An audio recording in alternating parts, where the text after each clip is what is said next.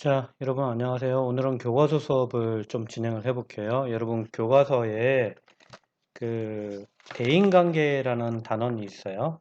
대인관계가 몇 페이지에 있느냐면 24페이지에 있어요. 24페이지에 이 단원을 조금 정리를 해볼게요. 여러분 제가 교과서 가지고 수업을 수업 시간에 잘 하지 않았기 때문에 어, 지금 이 온라인 수업을 빌려서 대인관계 교과서 수업을 하도록 해볼게요.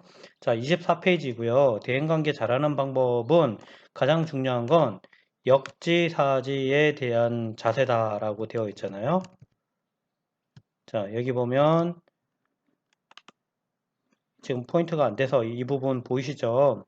역지사지라고 해서 다른 사람의 처지를 생각해서 다른 사람 입장에서 생각을 하게 되면 가장 대인관계를 잘 맺을 수가 있어요. 더 중요한 거는 여러분들이 사람마다 성격이 다르잖아요. 친구의 성격은 사실 여러분하고 성격이 맞지 않아서 또는 달라서 이해가 안 될 수도 있어요. 그렇지만 그 친구가 일부러 여러분을 골탕 먹이려고 그런 성격을 가진 게 아니라 원래 성격이에요.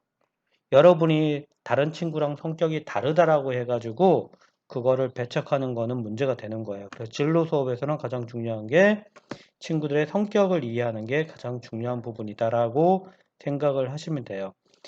실제 대인관계 중요성을 보게 되면 카네기 공과대학에서 성공한 10,000명을 대상으로 성공 비결을 조사를 했어요. 그런데 중요한 건 두뇌나 기술이나 노력이나 이런 것들에 대한 내용으로 성공한 사람은 불과 15%에 불과를 했고 나머지 85%는 인간관계, 즉 대인관계와 관련된 성공률이 85%라고 결과가 나왔거든요. 그래서 여러분이 중요한 건 회사 입사를 할 때 저 친구가 공부만 잘하나?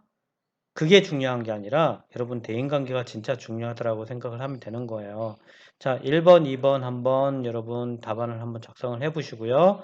자, 올바른 대인관계 이것도 그냥 한번 참고를 해 보시고 어떤 내용인지 이 경험에 따라서 자신의 태도를 한번 반성해 볼 수 있게끔 생각을 할 수 있는 계기가 됐으면 좋겠습니다.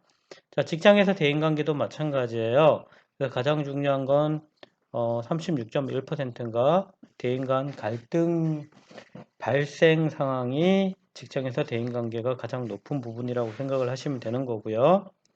지금 페이지 28페이지에 있는 가로 안에 있는 거 OX 한번 교과서 보시고 한번 해보시고요.